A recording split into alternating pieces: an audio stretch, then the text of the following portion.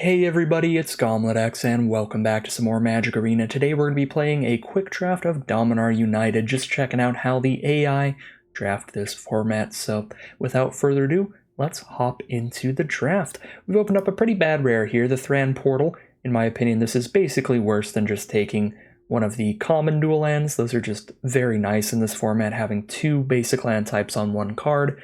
The Thran Portal, pretty painful, often enters the battlefield tapped anyway, and it only has one land type, not really pick one worthy.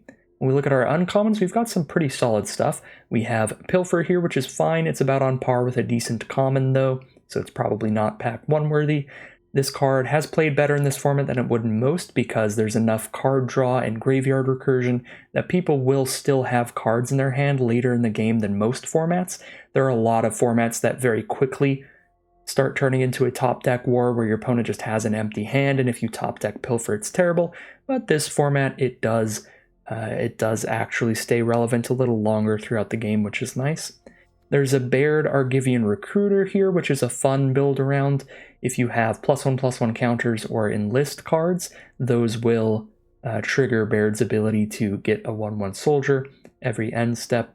And then there's Fires of Victory, which is my favorite of these uncommons because it is a fine removal spell if you're just in red, and a great one if you are in blue and red because it's a removal spell and card draw all in one, which is pretty ridiculous. So Fires of Victory, probably going to be my pick here. We also have a couple pretty great commons. Argivian Cavalier, a great aggressive white common, and Citizen's Arrest, a just great removal spell at common. So my top three favorite cards in this pack are probably Fires of Victory, Citizen's Arrest, and Argivian Cavalier, followed by the uncommons, Baird and Pilfer. Those are fine, but I think they're a little below these white commons. So we'll go Fires of Victory to start it off and see where it takes us. Wow, pack 2, we have some exceptional options, and a couple of them are really easy options after taking the blue-red uncommon. We have a Lightning Strike for more cheap, efficient removal, and a Battlewing Mystic for a cheap little evasive threat that can also refuel our hand if we draw it late in the game. We just discard our non-existent hand to draw 2 cards. These are both really good cards, and I could see a good argument for either of them. They are both pretty on par. We also have a pretty great uncommon that's very easily splashable, the Prayer of Binding, 4 mana, instant speed removal that exiles and gains you life, and it only requires 1 white mana to cast it, so it's pretty easy to splash in a format that has dual lands in almost every pack. So those are my top 3 out of this pack, but there's even more sweet cards. Timely Interference, Protect the Negotiators, there's just Take Up the Shield is a great white combat trick. This pack is just loaded, but we have to figure out what we want to take between Lightning Strike, Battlewing Mystic, and Prayer of Binding. I think with Fires of Victory being my first pick, I already have 1 removal spell in the bag. Would I rather have a deck that's double removal spell right off the bat, or have my first nice threat that plays really well late in the game? Again, these are both really nice cards. And I think I'm gonna be off Prayer of Binding for now. We'll stick on color for our first pick. Well, our second pick. I think I'm gonna go with the Battlewing Mystic just because the first card that we've taken is already a removal spell. So I'll start off with 1 creature, 1 removal spell. Flex it out a little bit. Have 2 very, very good cards on rate. And now for pick 3, we have some excellent cards in this pack. If we're talking about purely the strongest cards in this pack, regardless of color, Knight of Dusk's Shadow is definitely up there. Incredibly great stats on this card for only 2 mana. 2/2 menace that can buff itself. Really, really good. Argivian Cavalier, great aggressive card. And then the other best cards in this pack are probably the blue ones. Essence Scatter, very cheap little counterspell, great in a format with so many big creatures. And Tolarian Terror, the big 7 mana 5/5 ward 2 that's cheaper for each instant and sorcery in your graveyard. This card does get pretty nasty in this archetype. The question is between, do I take the Terror first or the Essence Scatter first? So again, my top 3 here, Knight of Dusk Shadow, Tolarian Terror, and Essence Scatter. Those would be my top 3 cards I'm considering picking. Dryas Firenado is just slow removal, not really a high pick. And I think Knight of Dusk Shadow is going to be my number 3 because I have 2 cards that are both blue-red, so it's going to be pretty hard to end up black right now. I think while Tolarian Terror is great, I would like to really make sure I have a bunch of very good cheap instants and sorceries first, so I'm going to take the Essence Scatter, hopefully wheel the Tolarian Terror. I don't know how likely that is in a quick draft, but we'll find out soon enough. We'll start with Essence Scatter. It's going to be a great card no matter what, and it's going to up that instant sorcery count for the next time we see a Tolarian Terror, which I guess will be pick 4.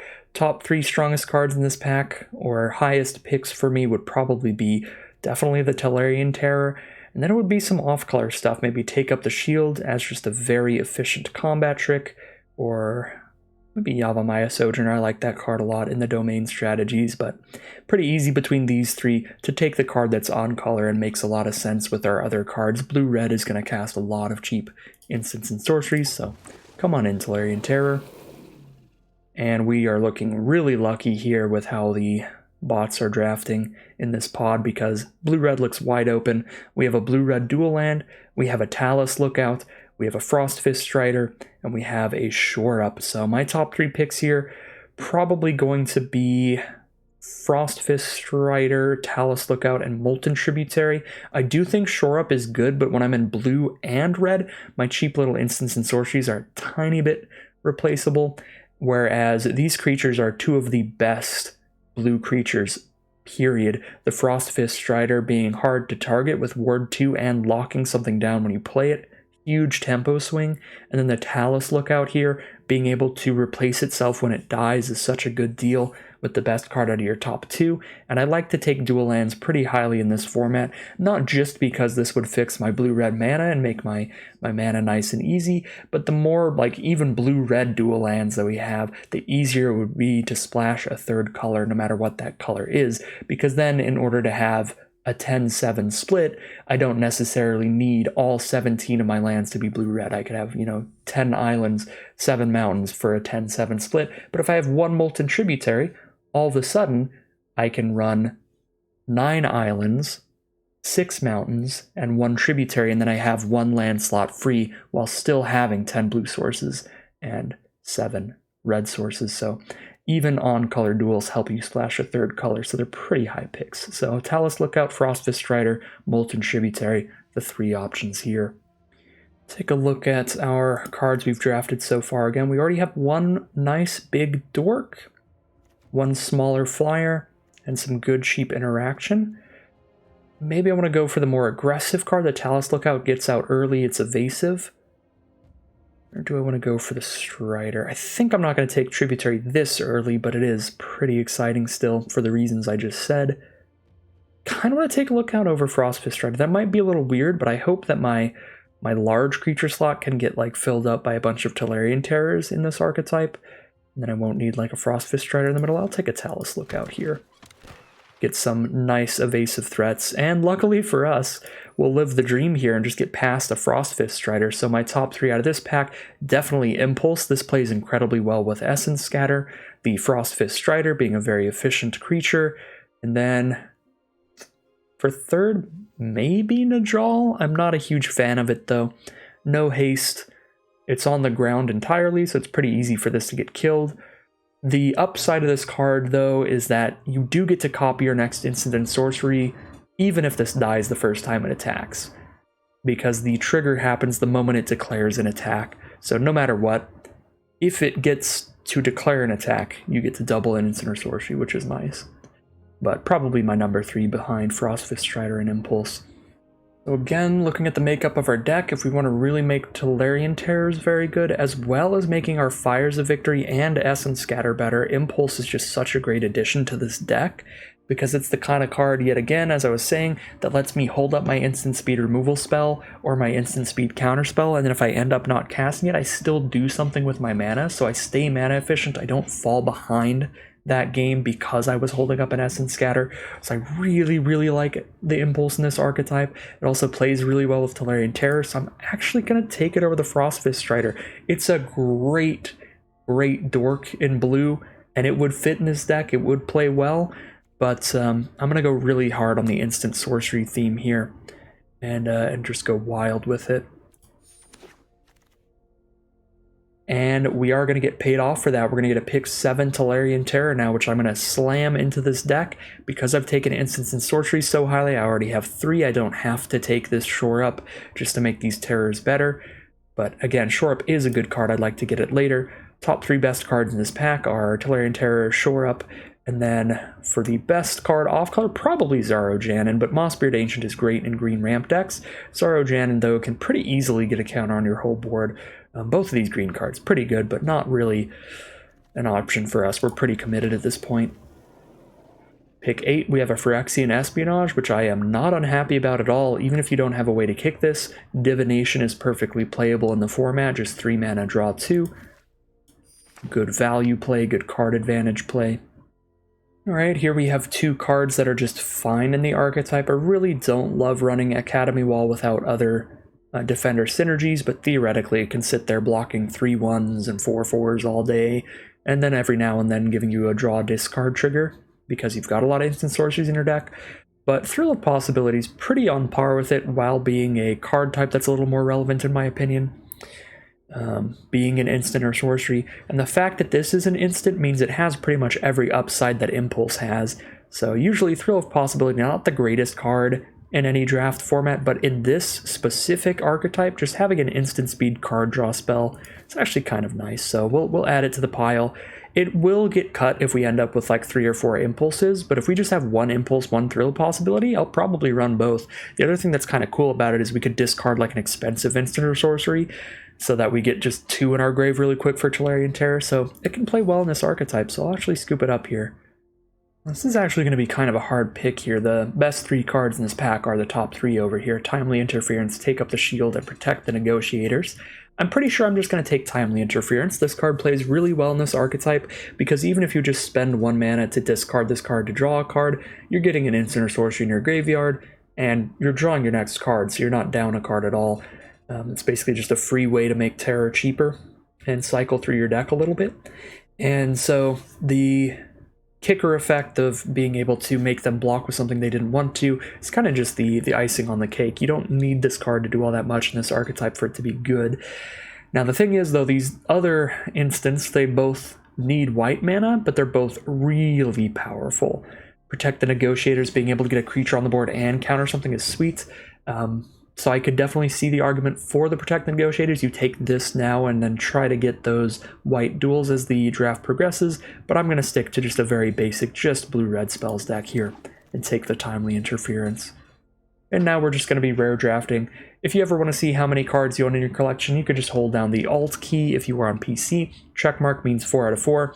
If you don't have 4 out of 4, it'll say the number. So since I have 4 of all this stuff and there's no way any of it makes the cut, I mean, I guess Shadow Prophecy would be the most likely, but I highly doubt that happens. I'm just going to rare draft. So I'm going to take the highest rarity card because it will fill Vault Progress faster than the commons.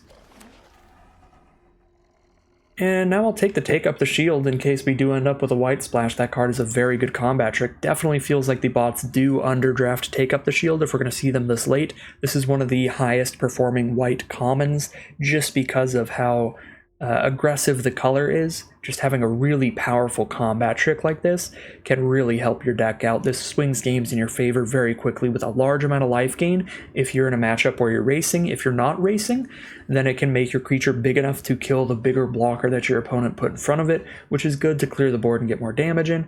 Just does a lot of things, and it's a very good card. So maybe white aggro decks would be pretty easy to draft in the quick drafts right now, if we know those are going to go late. Shore Up going late is really nice for us as well. Definitely going to take that over the Academy Wall, which would be very filler. And a Volsh Tide Turner, pretty filler, but it'll make the cut for now. Pack 2, pick 1. Top 3 cards here, gonna be the Fires of Victory, the Protect the Negotiators, and the Shore Up. Those are the top 3 cards for our strategy here, but it's pretty easily going to be Fires of Victory for me. This is what we started with. This is just a great removal spell plus card draw spell all in one. It's going to play super well in our deck, and I'm happy to take a second copy. Our rare here, Rivaz of the Claw, is a dragon synergy card. It's going to be all about having a lot of dragons in your deck, being able to recast dragons from your graveyard.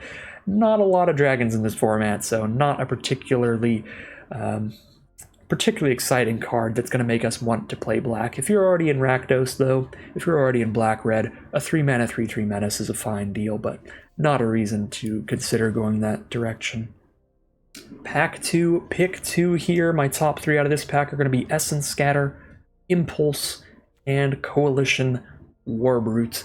So Essence Scatter is probably what I'm going to take here, as I do already have 2 instant speed removal spells, well, instant speed card draw spells between the Impulse and Thrill of Possibility to help make it easier to hold up this counter spell. And again, it plays really well in the format against creatures with good enter the battlefield effects and all of the big, scary late game creatures the domain decks can play, and really any deck. So I like Essence Scatter a lot in the format, and it's going to be my pick over the Impulse just because I already have 2 instant speed card draw spells. We also have the Coalition Warbrute. The reason this is my 3rd favorite card over the Berserker is that I don't really like cards that aren't good unless they're on the aggressive, and that is the big problem with Balduvian Berserker. It's just really bad at blocking. Yes, it is a great card at attacking late game while enlisted, but that means it's only good in a specific situation. So if you find yourself on the back foot, drawing this or having this on board is going to feel really bad, whereas Coalition Warbrute is still really good at attacking, letting you enlist and get a bunch of trample damage in, and if you're on the back foot, okay, you've got a 3/4, which is a really nice body for blocking, so I'm going to take the Essence Scatter here. And I'd like to mention something here as we're partway through Pack 2. If you haven't noticed by now, I will really delve into my opinions on cards in my quick draft videos because I can, because it's an infinite amount of time. So if you don't enjoy that, if you want me to draft faster, my apologies. You can check out the premiere drafts where I'm forced to draft a little faster, but this is like the bread and butter. This is my favorite part of Magic, is the drafting process of draft. Not even the gameplay of draft necessarily, but the deck building, the drafting process, the theory crafting of that. So in quick drafts, I am going to ramble on. Anyways, for pick 3 here, we don't actually have all that much. We have another copy of Shore Up, or we have a Haunting Figment. I've got a pretty high instant and sorcery count to be able to keep getting in with this Figment unblockably, so that seems pretty nice. So my top 3 out of this pack, probably Figment, Shore Up, and Phyrexian Rager, being a really nice black card off color. Maybe Knight of Dust Shadows better, but again, because I don't want to splash any other color, my top 3 ends up just being the blue-red cards, so Furious Bellow is the number 3. Don't really love Bellow for this deck because our creatures on the ground are already just big enough to win combat, the Tolarian Terrors and stuff, and you don't really need combat tricks to assist your evasive threats like Talus Lookouts and Battling Mystics, so don't love Furious Bellow for this deck. I like Furious Bellow a lot in like red-green or red-white that have a ton of creatures on ground, but that's not what we're doing here.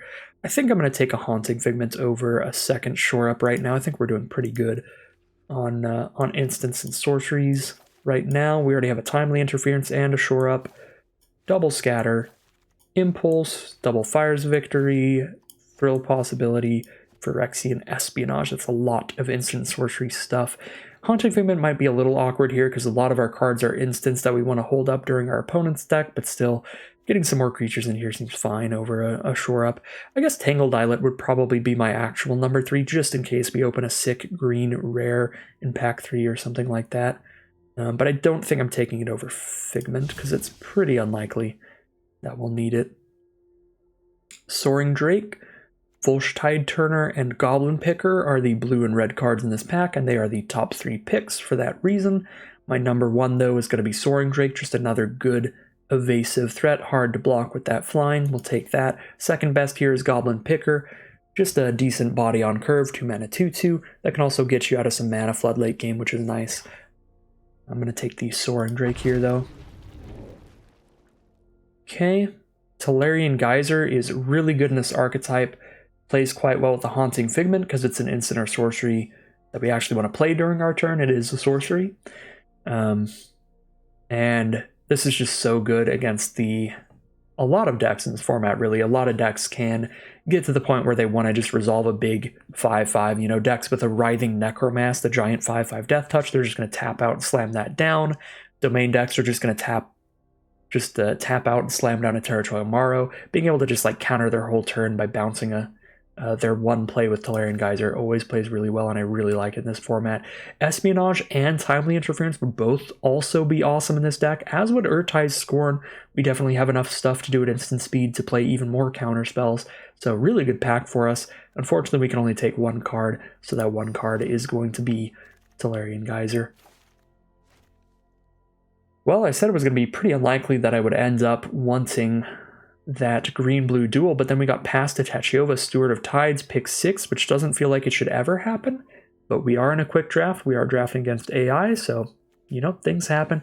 Tachiyova, one of the biggest bombs in the entire format, being able to turn every land you play into a 3/3 after you have 7 or more lands is absolutely insane, and it's good enough to take her over another Haunting Figments or a Coalition Warbrute here, even though those would fit better into our deck. And the thing here is we're so heavy into blue, we could technically pivot to green as the core color, green and blue, and then splash the red. Now again, she's going to be really hard to cast because we haven't taken any duels, being double green, but these other cards, we're not missing out on much, and we don't really have that much red here. We can end up being a weird green-blue deck with the red as a splash. So again, not super likely that we run her, but she is more than powerful enough to speculate on. Vohar, another powerful card to speculate on that fits really nicely into this deck. Vohar is a card that wants you to have a lot of instants and sorceries, because you can gain life as you discard those to the first ability, and you can recast them from grave when you sacrifice Vohar to the second ability. So if we end up blue-black as the core with red as a splash, that'll be good, and I don't think Keldon Strike Team is good without the white mana potentially available, so I'm going to take the Vohar. Now we have 2 speculative off-color picks. Get to Amplifier's Beautiful, perfect for the blue-red spells archetype, a 2-drop that can attack pretty hard as you cast spells, or a 5-drop that bounces your opponent's play. Both of those pretty nice cards for this deck. Already have 4 2-mana creatures, and Steel Crusher's relatively filler, so I'll take another Shore Up now for cheap instants and sorceries. Again, don't really want to play Furious Billow. It's just not going to make the cut when it comes to how good our other instants and sorceries are. So I'll take a Niall, or maybe a Mana Worker. If we do any of this Tachiyova Vohar stuff, that'll make it easier. And Niall's not going to be great, even if we are blue, green, red. She's only going to scry 3 whenever we deal combat damage to an opponent. We're never going to draw a card off of her. So we'll take the Mana Worker. Not going to play that unless we are playing 3 colors, which doesn't seem super likely here, but it could happen. Not a big fan of Meteorite in this deck, so I'm just going to rare draft again. Looks like we only have 3 atrocities, so we'll grab the 4th for my collection. All common here, so I guess I'll just take Heroic Charge. And then Urtai's Scorn Wield. We will actually attempt to play that in this deck. Pretty happy to see that. Last pick is Shadow Prophecy. Pack 3, pick 1. What do we got here? We've got a pretty sweet uncommon. Our top 3 cards are Micromancer, Impulse, and Goblin Picker, but I'm going to take Micromancer. This card is an incredible deal if you have 1-mana instants or sorceries, and we have 3 of them, which should make it highly likely that we draw our Micromancer before we draw all 3 of our 1-mana instants or sorceries. So this is just always a 2-for-1, a 4-mana 3/3 that draws you a card when you play it. Even if that card is just a 1-mana instant or sorcery, it's a pretty great deal. Happy to take Micromancer here. Second best card is definitely Impulse, and the third best for us is Goblin Picker. Pack 3, pick 2 now. We have a Combat Trick, we have a Wide Combat Trick, and then we have Essence Scatter. So those are my top 3. Actually, top 3 probably Tura Kenurid in there. Only requires 1 white mana, so not the most difficult thing to splash ever. But still going to take an Essence Scatter over that. So Essence Scatter being my number 1, then Tura, then I guess Furious Bellow. Actually, there's a red-green duel there, but I really don't think this deck actually is going to need this Tachiyova. I think we're actually just giving up on the splashes now. Another Tolarian Geyser. So top 3 Tolarian Geyser. Then Goblin Picker, then Protect the Negotiators. Putting Goblin Picker above Negotiators because of how unlikely the splashing is, but pretty easy Tolarian Geyser between all those.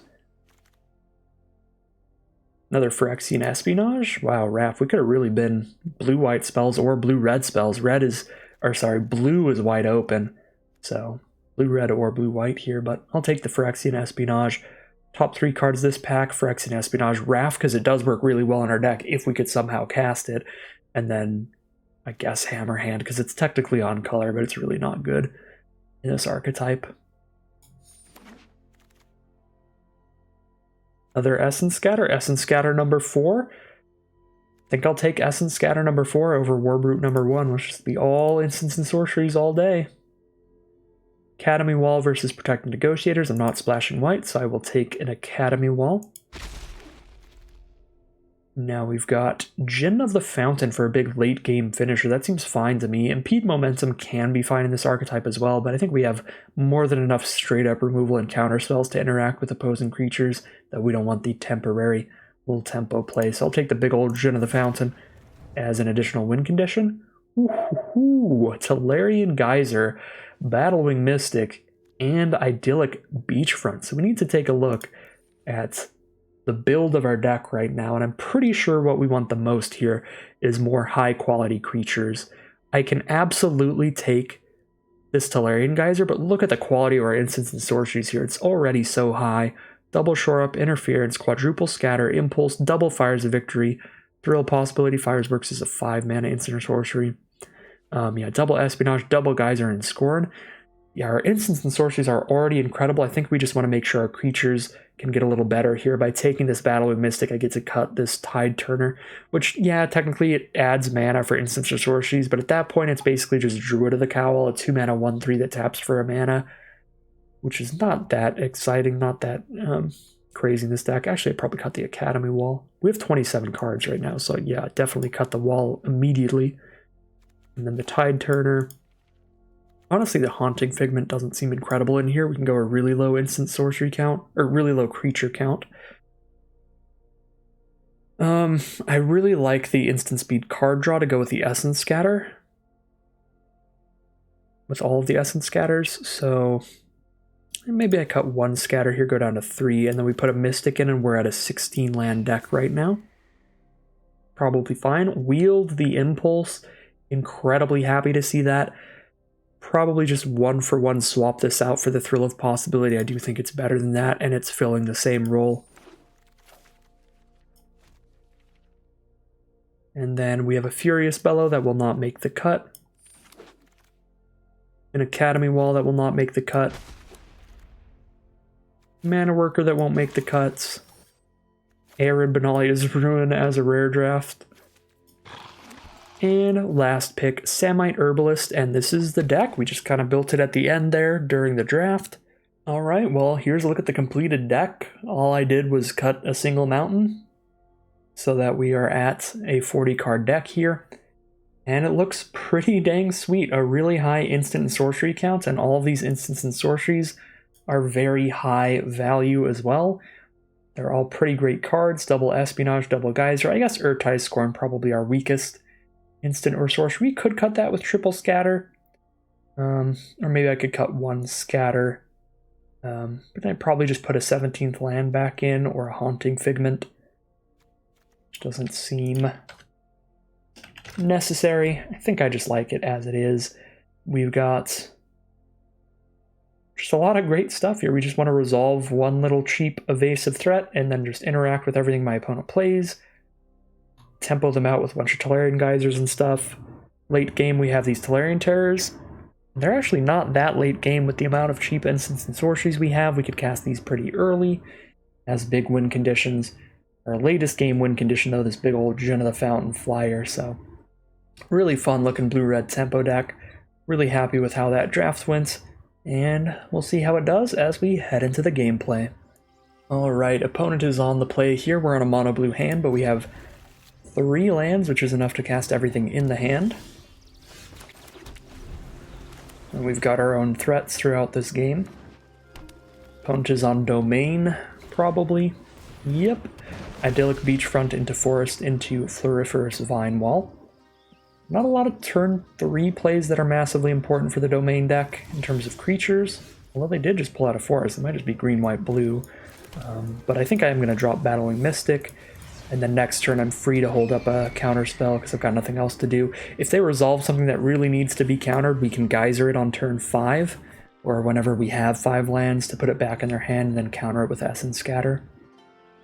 Part of what is so nice about the Geyser is if you don't have the counterspell up when the big threat comes out, you can still just bounce it back to their hand and counter it when they try to recast it. Alright, so they are domain. We see a Geothermal Bog here, so now they have all 5 colors, which is pretty threatening. But luckily for us, we have a lot of interaction here. So we should hopefully be fine. Counter whatever giant scary threats they're planning to kill us with. No plays right now. I think I'm going to tap out here, unless their turn 5 play has some kind of ridiculously good enter the battlefield effect. We get to bounce it back to their hand and have the Essence Scatter mana up next turn, so I think I'm going to actually tap out for the flyer here, the Talus Lookout.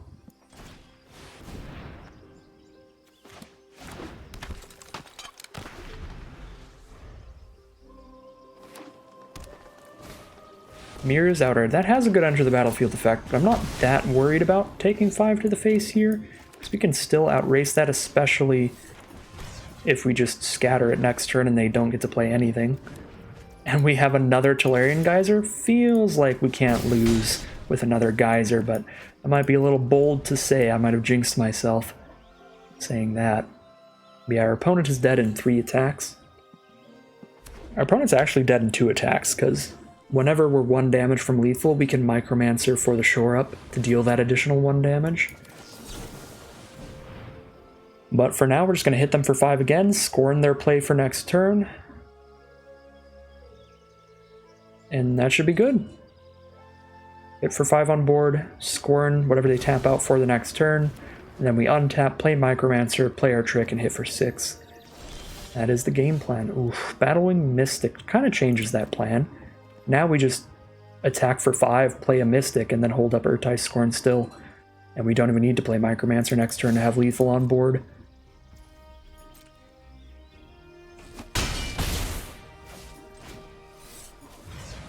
Great draw here. Cheap enough creature to cast while still holding up the counter.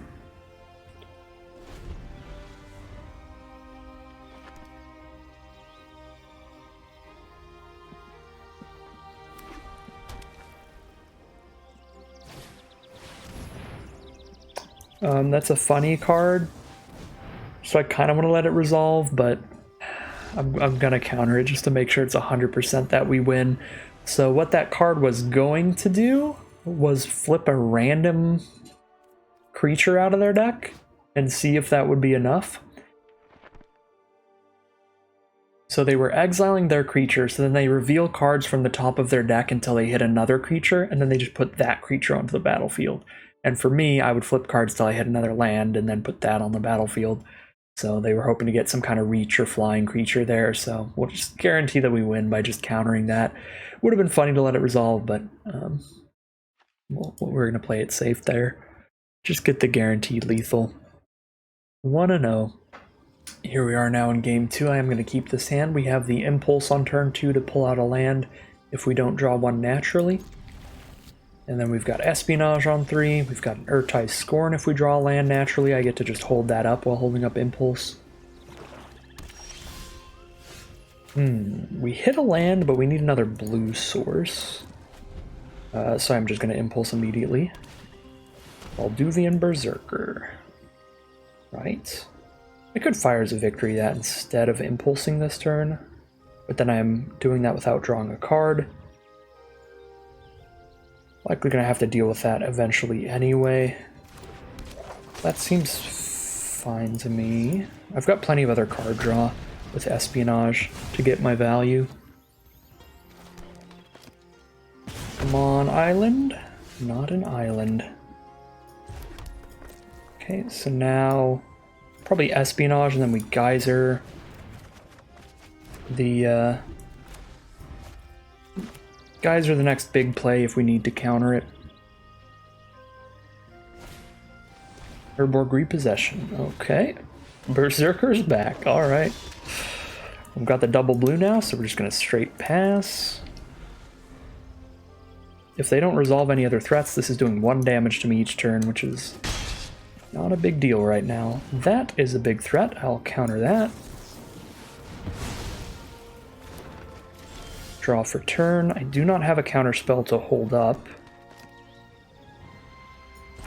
Terror costs 4 mana. If I cast Impulse, it costs 3, so I could Impulse and Terror here. So I will go ahead. Amplifier is pretty good, but so is Scatter. I think I'll take Scatter with the Scatter Geyser combo in hand. We take the Essence Scatter if they play a big threat, Geyser it, and then Scatter it. If it can somehow survive a Fires the Victory. If it can't, we'll Fires the Victory, draw a card, and kill it.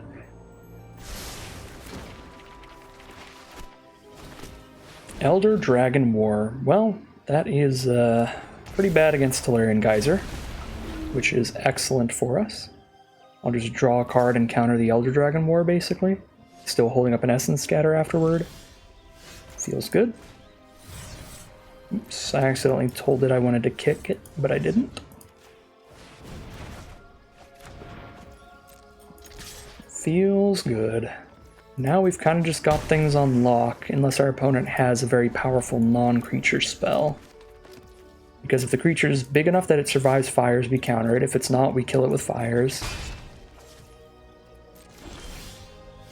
Yeah, we have infinite ways to deal with creatures.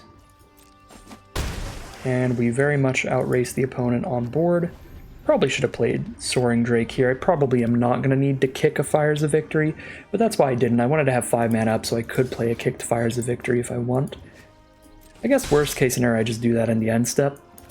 Alright, I'll do that in the end step. Draw the card here. Get rid of that thing.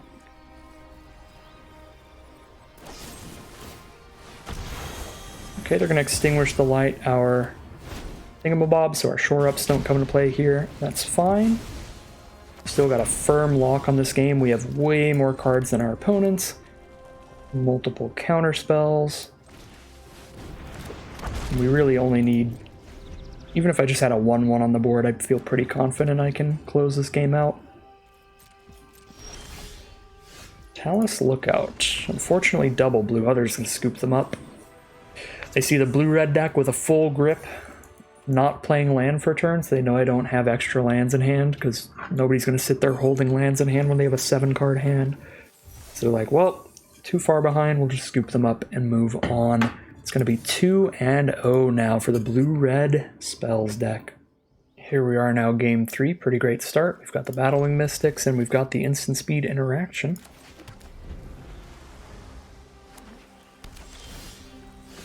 Slamming down the Mystic here so we get some damage going. If our opponent has a 2-drop bomb, then alright, you got it. Shore up. I'm going to speed things up, dropping another Battle Mystic and holding up a shore up, or do I want to counter a 3-drop? I don't think I'm going to want to counter a 3-drop. Let's get this Mystic down, make the clock very quick now.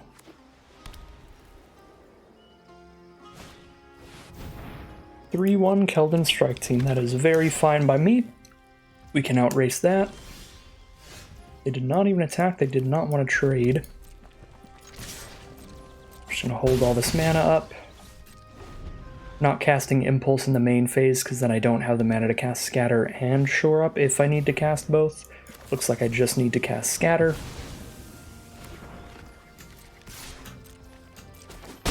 And then we'll Impulse. Another Scatter feels pretty good here. These other cards are exciting, but I think Scatter gives us the best bet at victory. And we've got an Amplifier if something resolves.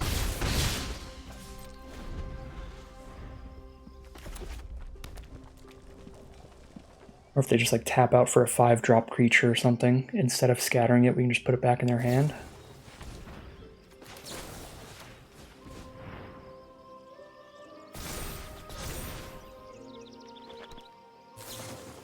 Prayer of Binding. Well, there goes one Battlewing Mystic.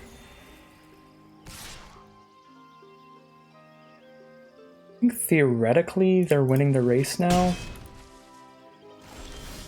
So I actually have to drop this Amplifier just to have more damage on the board. But I'm not going to bounce their strike team, because then I'm not holding up Essence Scatter, plus they can maybe get the kicker off of it later if they get me to counter something else. Okay. Now I'm winning the race. And Artillery Blast will ruin that triple removal spell here. It's gonna get through our stuff. Counter that Knight of Dawn's Light. It's definitely a big enough deal. A first striker that can attack as a 4/4 currently, because they have double white and 2 of something else. If they have another land drop, that could be attacking as a 5/5, which would be really bad. Shore Up, Tolarian Terror, some really good cards. I think I kind of want to wait to drop Terror until I have a Shore Up held up. Might be a little greedy, but I think we can take it slow here.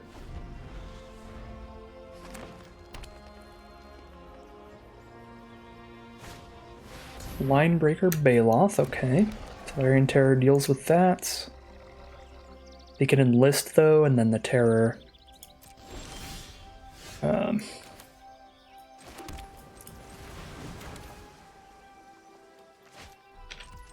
has to trade into it. If I shore up an amplifier, it's a 4/2. Because I'll have cast this spell. So I guess I want a Tolarian Geyser this Baloth. To slow them down, and then play the Terror. Oh my god. Play double Terror? Well, now that I have 2, it's probably okay not to hold up a shore up. And I'll just get this strike team off the board now. So that's one less chump block they could have.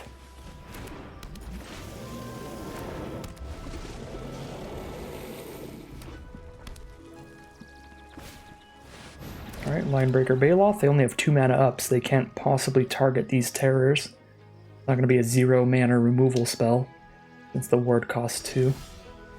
Essence Scatter? Oh yeah, feels like perfect here. They have to chump with their 4/5 as well. I guess they could have a combat trick, that would be rough. We can't do anything about that. We don't have a negate or anything. Well, I can do something about that. I make this big enough to not die, at least. But they do gain a bunch of life. So they stay at 10.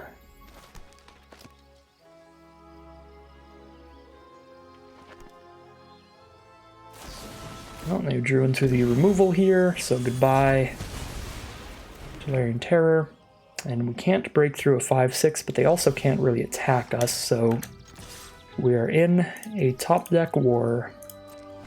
We will find out which player is luckier.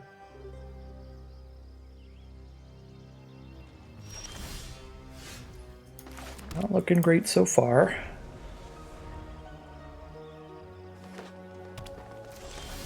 Yeah, not looking great for either of us. Ooh, Micromancer's huge. Looks like I might be the luckier player. We'll see, based on what happens here.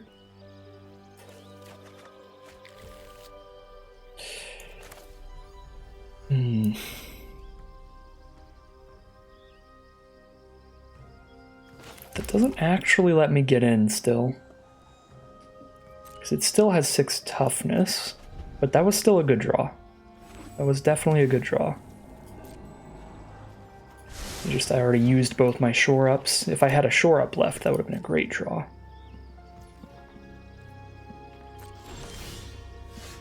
Impulse is a really good draw as well. Fires of Victory? And that's my only option, there's 2 of them. Not enough damage to kill the Baloth, but I could kill it after a timely interference. Forces a block here. They might have their own combat trick. If they had another +1/+1 lifelink take up the shield trick, I feel like they would use it aggressively though. Don't need to kick this, they're already just going to block, so sure. Send that in. Timely. So we bounce off, but then fires is enough damage. And then the worst case scenario here is that they can counter it with a trick. Cool. And I still have scatter up. And they're gonna scoop them up. Looks like we were the luckier player there by a good bit. I don't think they cast a single spell after we got in the top deck war, unfortunately. So we will be 3-0 now, heading into game 4. All right, here we are now in game 4. This is the closest I think we've gotten to a mulligan because we don't have anything that impacts the board until turn 4. But we have both of our colors. 2 espionages really help dig for that second blue source for the cards that will require it. It's a risky keep. It's not really doing much early game, but got good late game here. The Tolarian Terror, the Micromancer for a good 2-for-1. See what happens. And there we go, just draw into the early game play. And that'll make everything beautiful. Weatherseed Treaty, though, from our opponent lets them tutor for any basic land, put it into play tapped. That puts them up to 3 as their domains. They're going to get a 1/1 Saproling next turn, and then they're going to give +3/+3 trample minimum to everything. Don't have an instant to hold up, so I'm going to cast this Phyrexian Espionage to draw 2. We've got an Impulse and an Urtai's Scorn, really nice. We have a bounce spell to bounce the Saproling eventually.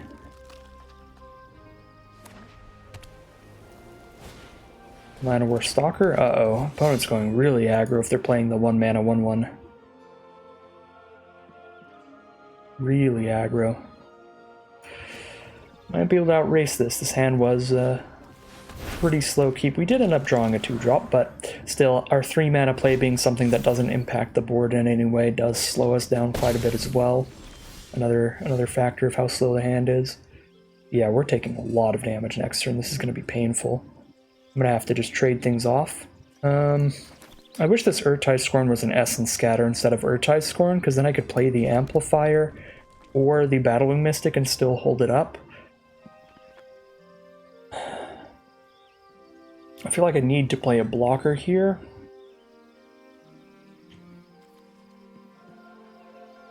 If our opponent casts 2 spells next turn, I guess we could counter the second one theoretically, and I can cast the Impulse no matter what. So I'll go Battlewing Mystic, hold up blockers, and Impulse. Probably should have just traded Mystic for Vivisector earlier. Stalker is a 4/4 trample here. We're at 15. We're going to be in some pain. Yep, that bite down is definitely going to work. Cast another spell, please. They are not casting another spell. Well, at least playing this Battlewing Mystic held them off to just attacking with the 3/3 and 4/4. After this turn, they have a 3/3, a 2/2, and 2 1/1s.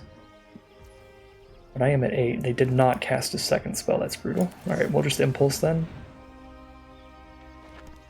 This makes Terror cost 5 after this resolves, so we get the 5th land and play a Terror here? Or do I play a Micromancer and grab... Either way, I think I want the land. But I might play Micromancer and grab... the... 1 mana, give something -1/-0 till end of turn, draw a card. Because then I have a 3/3 blocker for their 3/3. Potentially. I don't think I grab Shore Up because they have an instant here, so if they have removal, it's probably this instant speed removal.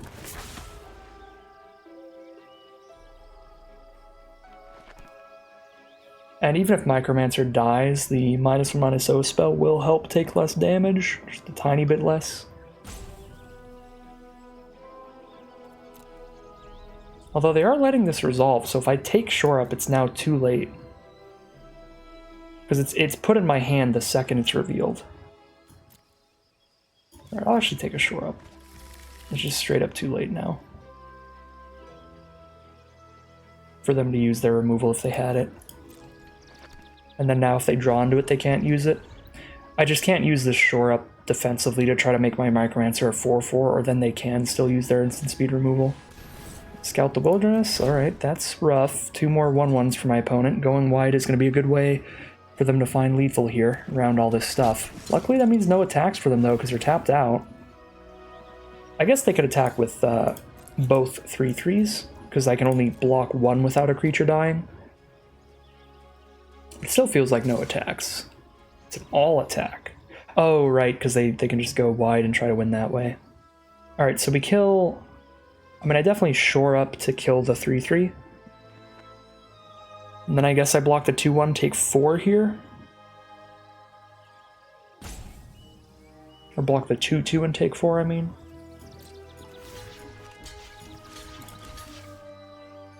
If I shore up...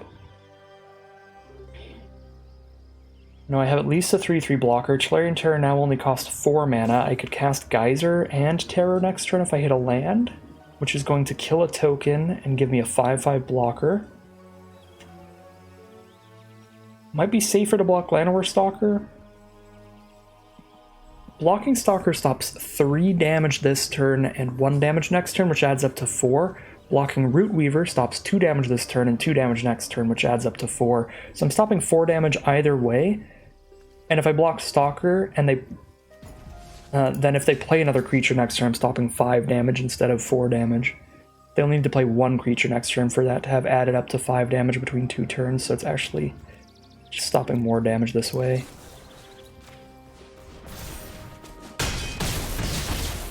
Down to 5. Fingers crossed. Land.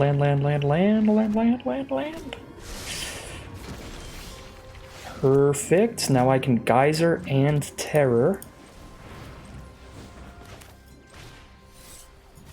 Although, theoretically, if they can't resolve a spell, they attack with these 3, I block and take 2. Do I hold up Scorn then? I'm gonna hold up Scorn, because if they can't resolve a spell, they don't get in.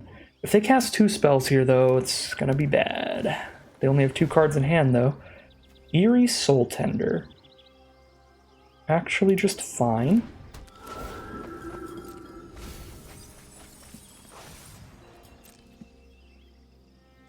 Okay. Well, that's rough. I was hoping they were trying to bait out a better spell afterwards.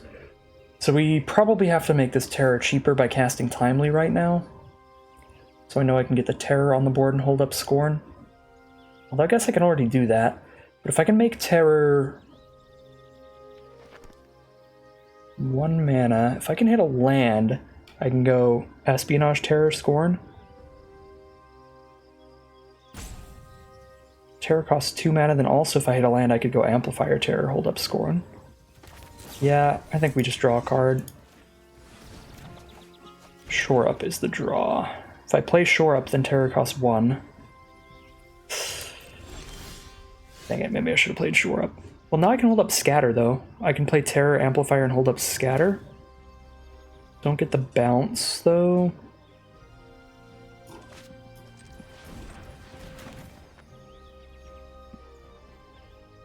I'm holding up Scatter and Shore Up. This feels fine. Plenty of blockers here. Got the counterspell for another creature.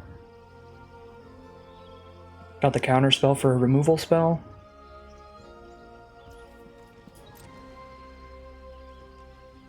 And they're just gonna pass turn. Feels good. Feels very good. Espionage now.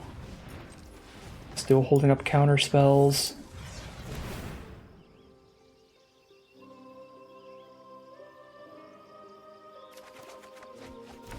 Perfect. Some more mana is good. That gets us closer to casting more creatures while holding up counters still. Once we get the lookout down, we start actually putting a clock on our opponent.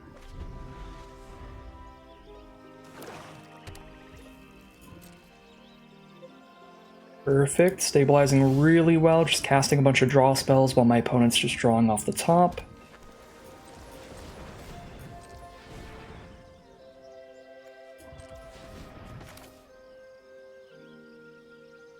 cast anything I want here, right? Urtai Scorn would be double blue and then the red, and then a shore up. This is good. Yeah, I can still cast anything I want after this.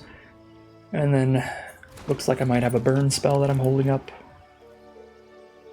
So less easy to guess what's in my hand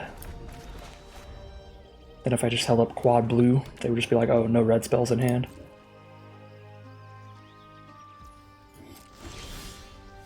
There's a geyser. Feels good, not necessary right now. We can just start hitting with lookouts. All kinds of shields up. 3 damage every turn. It's going to take 5 more hits after this one. Time for a shore up, it looks like. Still going to take 5 hits after this. That's not going to speed up the clock, but is going to counter the artillery blast in more ways than one. Even just untapping lookout would counter that. But we'll untap and give hexproof for fun. I could geyser my own Micromancer if I get enough mana. Mossy boy. Scatter that. Holding the Urtai Scorn because it can counter creatures or non-creatures. So it's more flexible, and we've got enough mana now to hold up the more expensive one.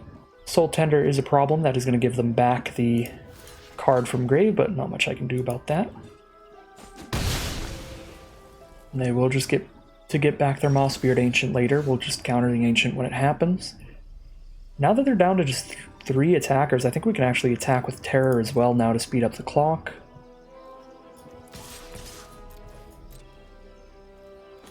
With all this interaction up.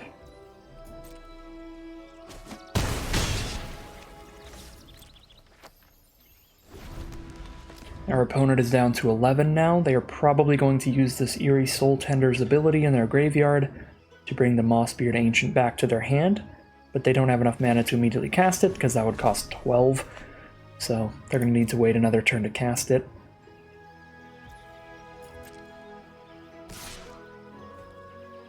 Alright, this is going to be some kind of trick, but we can counter it by killing the Juniper Order Root Weaver with Fires of Victory. I think that would be better to do than it would be to Urtai Scorn it. Because we'll draw a card by doing that, and then we still have Scorn to counter anything. They're at 11 life. If I bounce their blocker, 3/8, that's lethal on board, and I have a counter spell if they have some way to gain life or get another blocker. So we'll geyser the one blocker, attack with everybody, and that'll be game. A huge comeback from the blue-red spells deck. This archetype is nuts. Here we are now in game 5 on the play. Again, no early game action, but we've got both colors. Need another blue eventually, but I can still Micromancer on 4. I've got a scatter for early interaction. Another risky-ish keep. Do not like mulliganing off an unlimited. I pretty much only do it if the mana's unplayable, honestly. Green, red, and blue potentially from our opponents. There's a Battling Mystic. I can make sure to have an actual threat on the board while I hold up all these counterspells, so I think I will. They get to resolve their 3-drop creature if they have one. But then I have the scatter for the big late game creatures, which is more important. And if the 3-drop is too important, we do have 3 different ways to bounce cards in this deck that we could draw into. Double Tellurian Geyser and the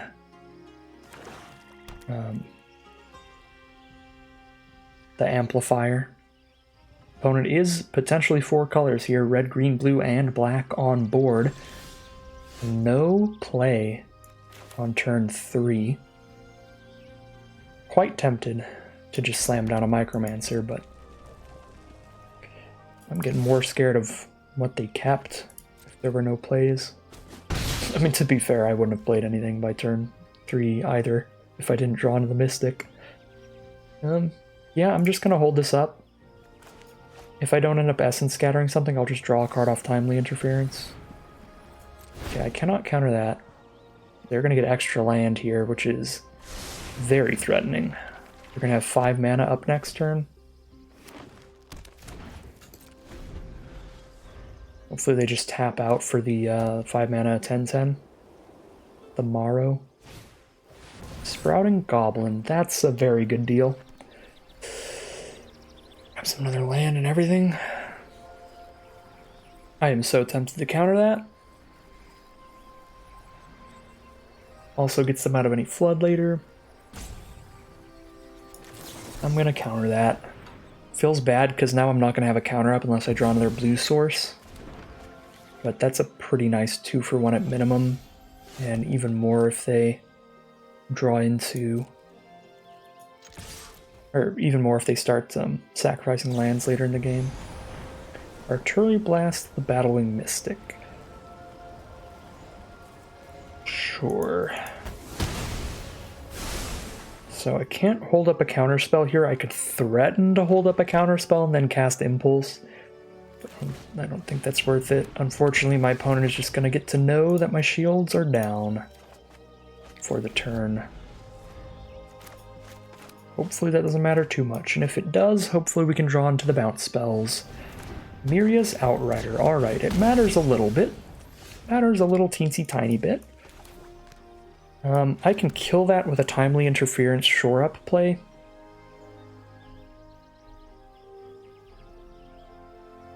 But then I won't hold up my counterspell. They know I have a Shore Up. Because I only have 2 blue, I can't go for the Shore Up block on Outrider while still holding up a counter. I think I want to just do this while they're tapped out. But then again, my shields are just going to be down again.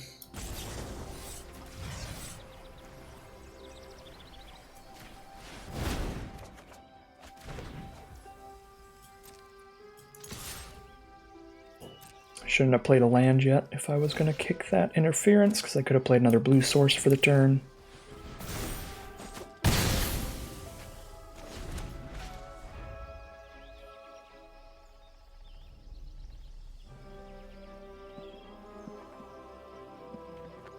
Impulse in hand is pretty nice here, because that helps dig for our bounce spells for whatever they resolve this turn.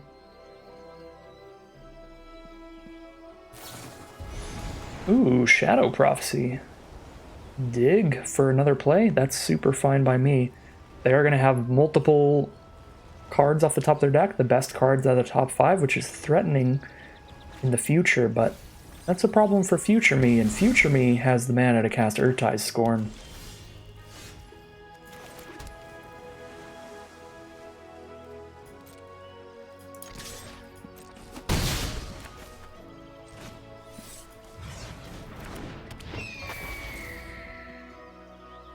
Drawn into a Battlewing Mystic to slam down. They're going to cut it down, that's fine. Still doing 3 damage per turn. Sunlit Marsh. Urg, Spawn of Turg. That is important enough to counter. Lets them set up their draws. Gives them a very big blocker. Let's Impulse and then Terror here. Most likely. Wow, okay. Not what we wanted to see off the Impulse, that's for sure.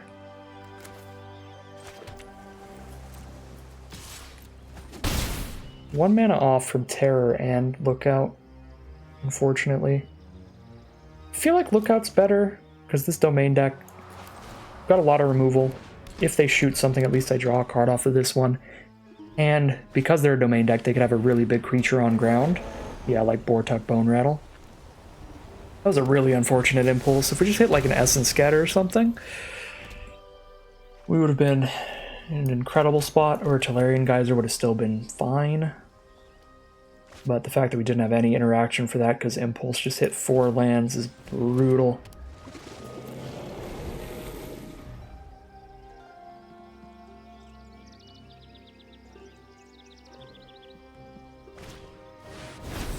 Rough. Looks like we're losing this game now. I should have been holding on to some lands for that card.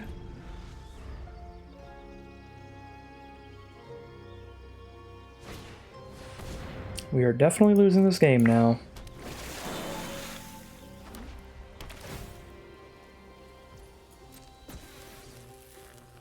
Tachova is a hell of a drug.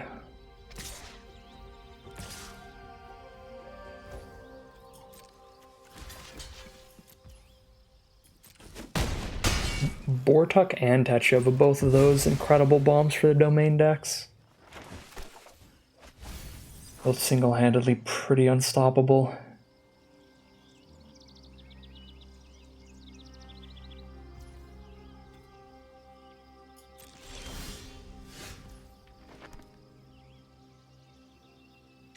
Probably have a trick here.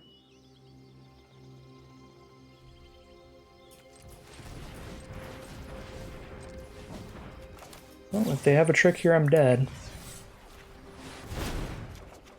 If they don't have a trick, if they have removal, I'm dead as well. Kill the Soaring Drake and then I die. It's Urborg Repossession now. There's way too much late game value in the domain decks. If I don't just always have the counter up. We ran out of counters pretty early this game. Yeah, we're gone. Urborg Repossession it is.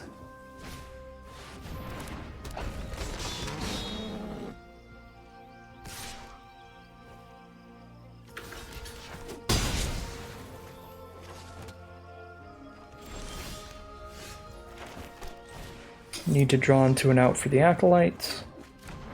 These are not outs for the Acolytes. Even if I draw a Geyser now, I'm still dead. Because then I Geyser it and I don't have Essence Scatter up anymore.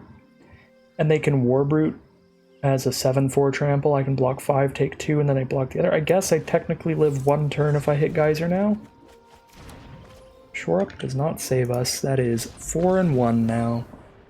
Here we are in game 6. We got double Impulse, we got Fires of Victory. That's some early game plays.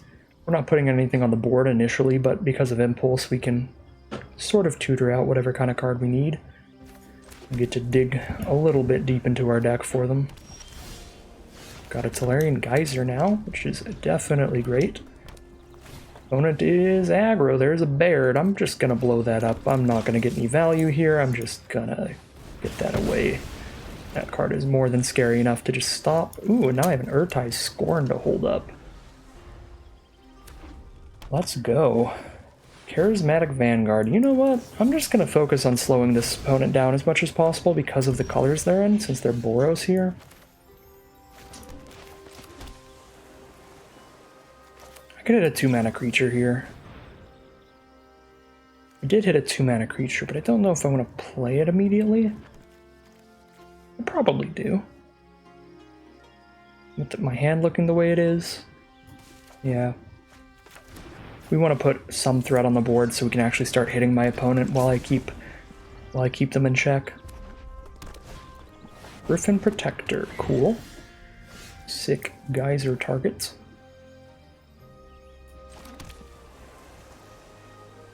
Super strong if I kill it with a Shore Up, but I don't think they'll take that block, and then I'm getting much less damage.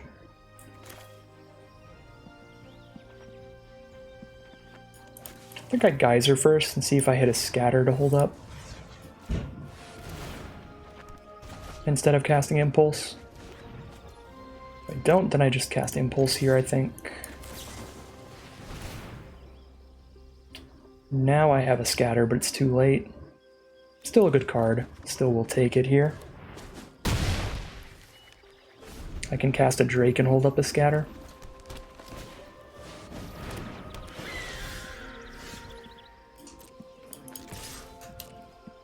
Shore Up if they block. If they don't, I play Drake and hold up Scatter.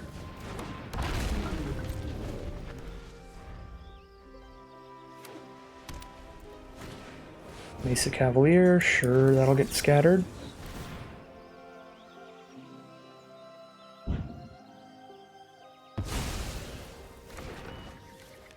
Makes it so the Protector can't attack in.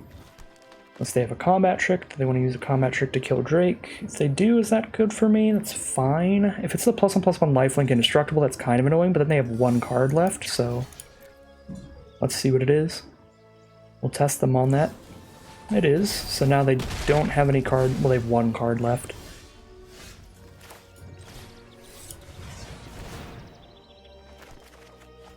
Ooh, Battling Mystic's pretty spicy.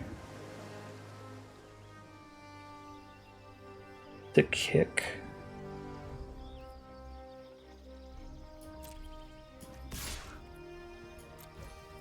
guess I probably play that next turn and hold up the shore up for now.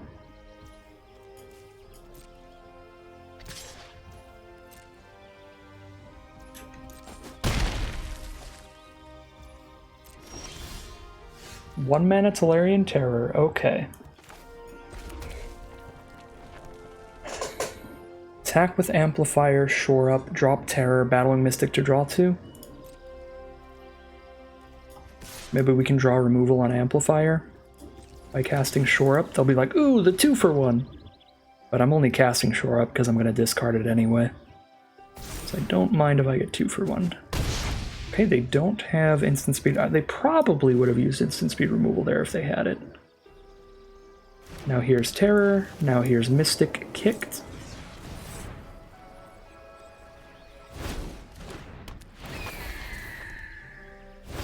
Really nice refuel here. Okay, well it's 2 lands, but theoretically a very nice refuel.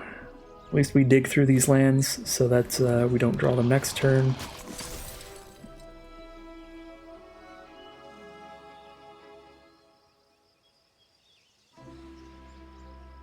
I'll hold these lands in hand now for more Fires of Intervention. Only played one of my 2 copies. Or Fires of Victory. Take 4. Down to 13. That is really not what we want to see. A little bit sketchy to attack all here. I think I just attack Terror and Mystic, and at least I can still chump block Sleeper, because Amplifier's only doing 1 extra damage here anyway.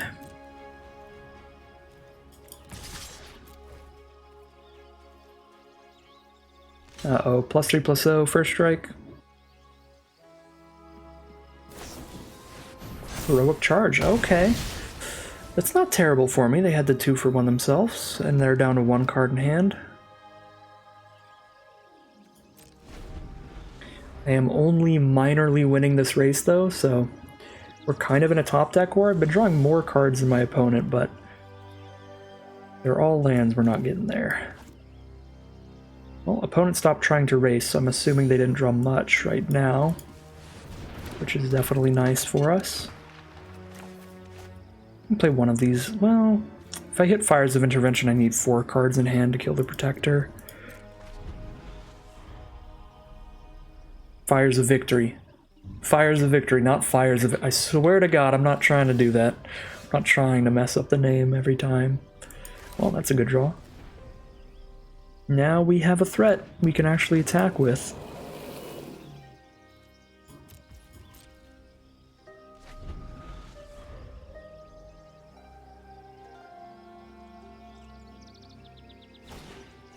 Keldon's Strike Team. Play as many creatures as they can to get 1 really big Griffin Protector attack in. 6/7. Probably chump with Talus Lookout if they attack. But if they do attack, I'm threatening 5 damage in the sky on the Crackback, which is tempting, but since Lookout draws the card when it dies, I am going to chump here.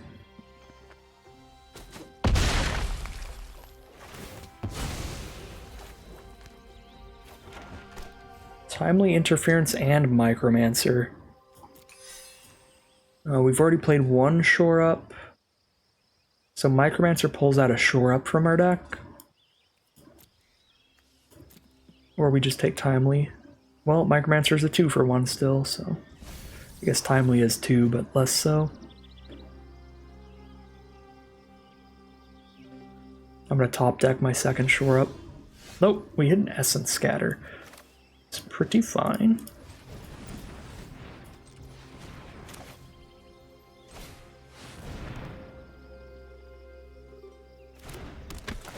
They have removal, they gotta use it now, but they don't have the mana to pay for ward, so they don't have removal for now. And now I have Shore Up. If they block, I Shore Up. 13 life here. Do I send in the Mystic? Yeah, because if they play a creature, I counter it, so Protector's only hitting for 3. And I could Shore Up the Mystic if something really bad happens. Could just untap it to block. To chump block. if they play some non-creature spell that puts like a million 1/1s down. Knight of Dawn's Light, scatter. That's scary enough.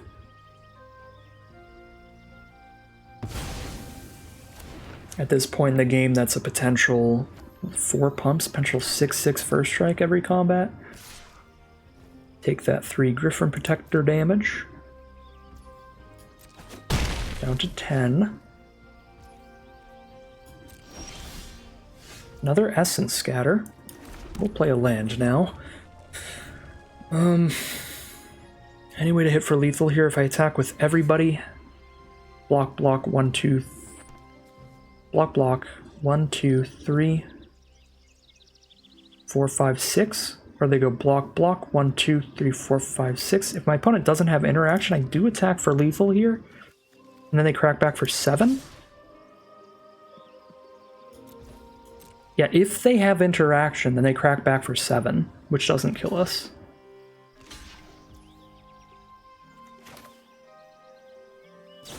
Okay, I'm gonna attempt this.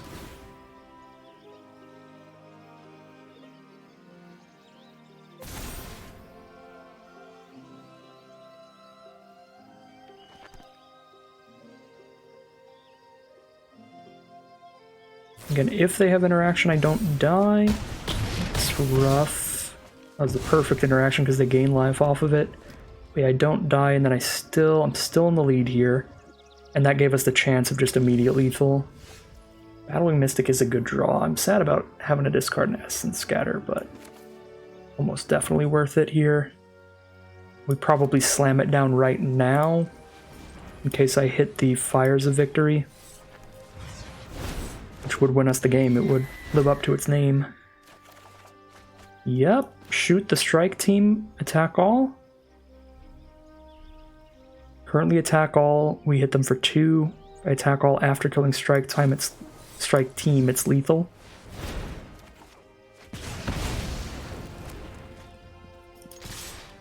I've got 1 chumper, I'm at 10 life. Doesn't feel like this can go dramatically wrong, and they are going to scoop them up. It's going to be 5 and 1 now for blue-red spells. So here is where we get to note the one downside of quick drafts. While they are the lower entry fee, they are harder to break even with, harder to go infinite with, as a 5-win run in a premier draft is going to get you 100 gems more than you paid, but in quick draft it's going to give you 100 gems less still. So still need to win 1 more game to be in the money in quick draft, but we'll see if we can do that here. We've got 2 losses in the belt. We've got some breathing room here as we head into round 8. Round 7. I can count. Well, we're really getting put to the test here. I did say earlier I really don't like mulliganing in draft, and I keep pretty much any hand that has both of my colors, even if it's pretty slow. But 6-drop, 7-drop, 7-drop, that might be the breaking point here. We're going to take that mulligan. This is much better. It's all early game plays. We are on the draw here. I think I get rid of Shore Up for now. Just guarantee I have all the mana I need to get to the Soaring Drake. 1-3, and now we've got a 5-drop that's really good. The Fires of Victory to try to hit. Playing against blue-white, they're going to start with Wrath. Wrath is important enough and scary enough to just blow up before I hit the draw off of Fires of Victory. Otherwise, this card is going to give them a lot of value very quickly. Argivian Cavalier is the turn 3 play. We've got an Essence Scatter. 4-drop creature.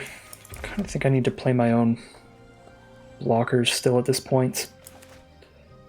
Otherwise I take 3, I just end up impulsing if they don't play a dude. If they play a creature at this point though, off of 4 mana, it's probably big enough that these creatures aren't enough to interact, so I guess I'll just hold my mana up. It's probably like the 3/2 flyer. I guess the Soaring Drake can block the 3/2 flyer, but... Alright, impulse time. Come on. Another pretty poor impulse for us, unfortunately. Geyser's nice here. Now we can Geyser Essence Scatter next turn, so I can just play whatever I want. I think I would honestly rather play the Battlewing Mystic here. It lets me hold up Essence Scatter immediately if they play a creature with a good enter the battlefield effect, plus if I play Soaring Drake, they're going to attack with Cavalier and enlist the 1/1, so it attacks as a 3/2. So either creature I play is just going to trade into the Cavalier, so I'll play the smaller one to do so. Timely Interference. Incredibly rude. Mega rude.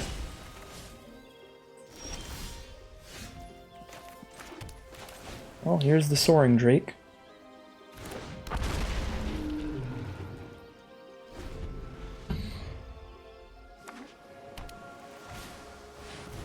Kendrick, no thank you.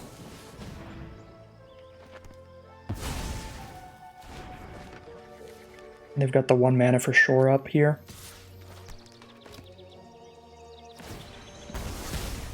So I trade Soaring Drake into a Shore Up and then I have nothing left. Don't think I can do that. Now I've got an Urtai's Scorn and a Geyser. I just have to... I basically just need to draw into a Solarian Terror.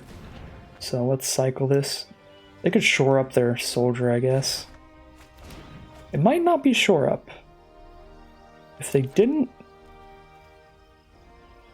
counter that, it might not be Shore Up. So maybe I can hold Drake back to block Cavalier. Maybe it's the -1/-0, draw a card again.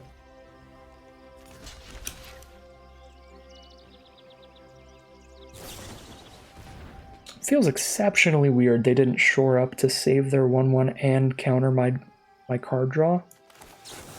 I mean, I guess I'll counter the Shore Up here.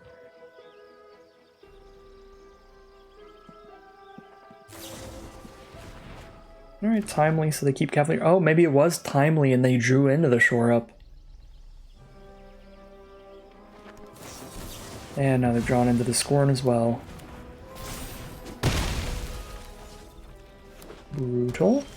They are out of cards here, though, so if we can draw decently off this Espionage... We've got a lot of cards that are a lot bigger than the 2/2. Micromancer is one of them. Do have to play the land to play that, though, unfortunately, which makes the Fires of Victory worse.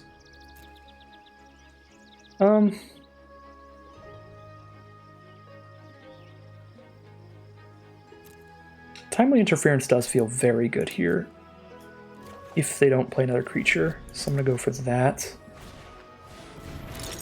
Shore Up specifically just good if they have removal.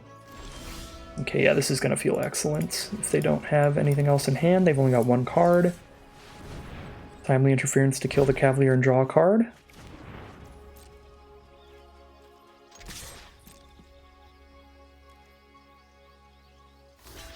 The block is forced.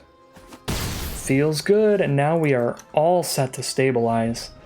Really turning the corner here. Feels great. And the 1 mana Tolarian Terror to boot. It's going to be a painful game for my opponent. These blue-red spells decks can be very frustrating to play against, because when they start turning the corner like this, they cast just like 2 draw 2s in a row, all of a sudden you're top decking and they've got 4 pieces of interaction. It's just like, oh my god, you gotta be kidding me. Holding this in hand for fires, I think. So I can kill 4 4s even. Can still afford everything else in the hand quite easily, and they're just gonna scoop them up. Excellent, excellent work from the Phyrexian Espionages and Micromancer type stuff there. Getting us that card advantage to really turn things around into the lead late in the game there. Really nice turnaround yet again. We are 6-1, heading into what could be the final boss.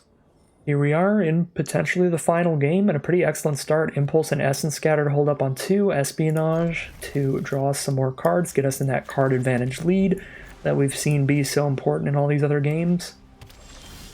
Feels pretty good, and we've got perfect mana as well. Double red, double blue. Alright, let's Impulse. They're not playing anything this turn. We can take another Espionage, but I think I'll just grab my turn 4 play of Talus Lookout. Tempted to espionage right now, but I still have plays lined up for the rest of the turn, so we'll do that when we're out of things to do. 3 mana up for our opponent. They're going to cast a Love Song of Night and Day, which I cannot counter. Oh, and they're going to have us both draw 2 cards! They're actually just doing the Love Song. That is very nice, I appreciate it. So used to just getting skipped to the bird. Our deck is really good against this card, because we get to bounce the bird token and draw a card at the same time. I will have to cast a spell here to not discard, so if I want to hold Essence Scatter up, I'm going to have to discard a card to do so anyway, so I think it's honestly just worth it to play Lookout. Again, our deck has bounce if something very scary resolves. And this way we don't have to discard a card for turn, which we would if I wanted to hold up Scatter. Oh my god. Let's draw into that bounce, shall we? Literal best card in the entire format. The one turn I didn't hold up Scatter. Try to get a timely interference to kill that. I would need to draw into a Kraken as well, and if I draw more cards, I'm losing a ton of life. Well, we're probably just dead.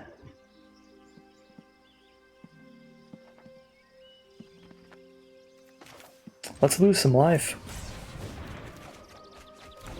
These are not bounce spells.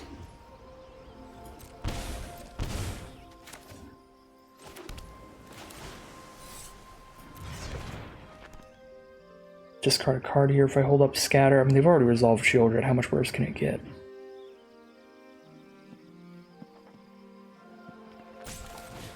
Yeah, this puts enough power to double block Shieldred out as well.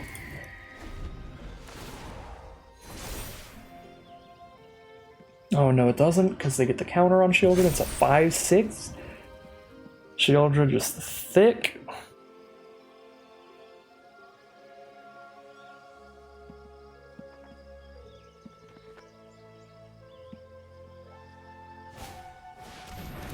Oh my god, they've got a Defiler Flush too? Love Song of Night and Day actually just like got us so bad here. Because we would have been way more free to just hold up Essence Scatter if it didn't mean we were going to be discarding cards. Yeah, I mean, it's over. It's super over. I guess, see you in the final round. Here we are on the play in the final round. We have a turn 3 Soaring Drake. If we hit a red source, we've got some removal as well. A nice late game terror. I'm going to keep this hand. And we'll see how it does in this final boss. Opponent is also on blue. Now I have an Espionage for later as well. They are blue-red as well. They have an Electrostatic Infantry, though. We did not get one of those in our draft. Not see one in any of the packs, but it would be great in our deck, getting a +1/+1 counter every time you cast an instant or sorcery spell. And there's a Tolarian Geyser on the Soaring Drake, and we're probably just pretty far on the back foot now, because they're just going to start tempoing us out. Locking out our creatures every turn.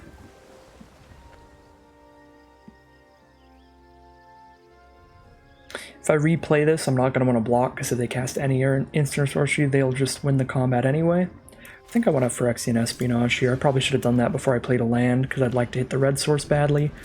I'm not seeing the red source here. That is very, very bad. Only taking 2 or 3 damage here, though. Just 2, down to 16. Opponent holds all their mana up for Essence Scatters and all that. Impulse for the red source. And there it is. We've now got the red source.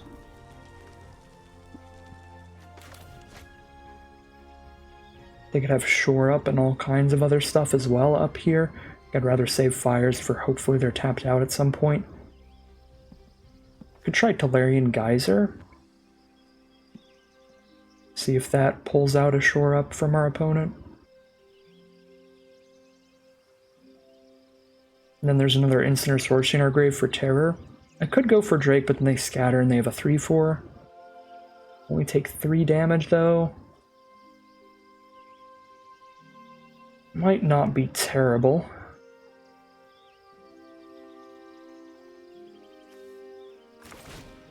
Pretty equally likely they have Scatter and Shore Up.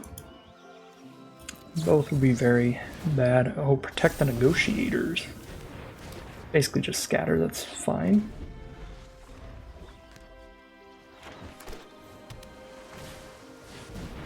Ooh, tap out a blue mana for the Coalition Warbrute.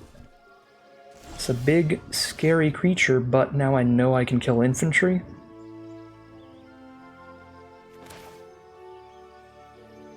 As much as I want to draw the card here, I think I need to preserve life total and just bounce this Warbrute.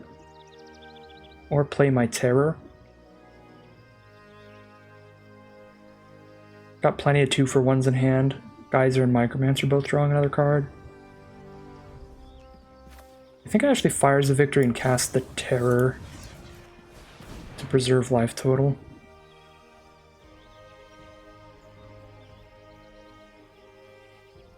Go down a little bit in card advantage. That's fine because I'm still moderately in the lead in cards, I think, here. We both have 4 cards in hand, but I have the bigger creature on the board.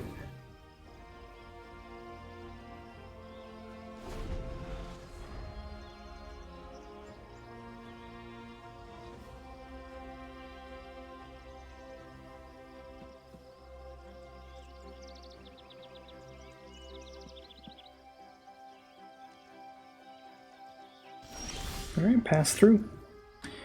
Pass through.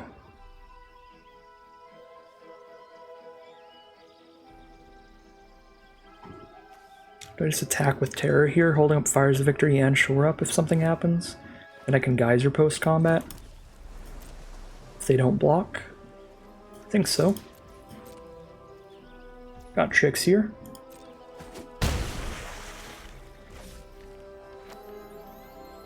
I can also just Micromancer and I still have Shore Up and Fires of Victory. I just can't kick it. And that seems fine.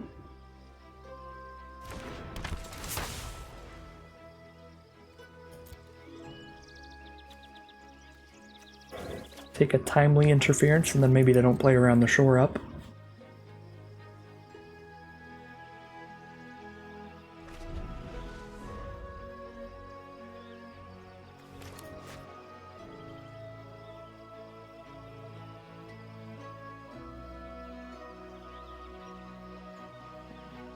Opponent has a lot of cards. They've got 6 cards in hand here. They've got their own Fires of Victory, which they're going to cast targeting the Tellurian Terror. Make them pay the ward. But then I will Shore Up. And somebody's cutting hedges right outside my window.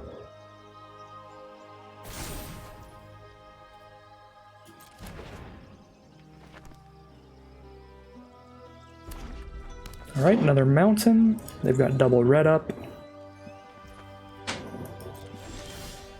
Timely Interference force the Warbrute block here. Don't think double red wins this fight.